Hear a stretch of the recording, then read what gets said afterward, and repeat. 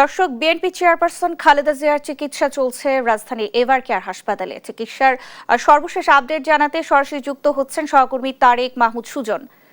Tarique, BNP চেয়ারপারসনের শারীরিক অবস্থা কেমন, নতুন কোনো তথ্য আছে কিনা বিস্তারিত জানাবেন।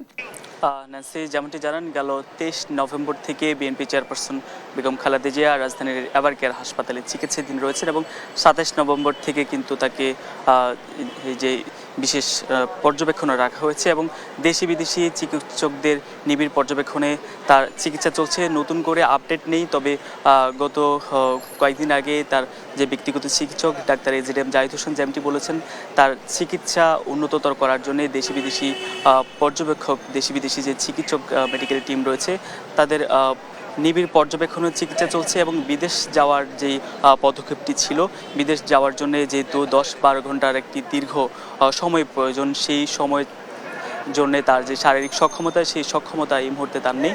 পরবর্তীতে যখন শারীরিক সক্ষমতা ফিরবে তখনই দেশি বিদেশি মেডিকেল বোর্ডের যেই সিদ্ধান্ত, সেই সিদ্ধান্ত অনুযায়ী তাকে পরবর্তী যে পদক্ষেপ সেটি নেওয়া হবে।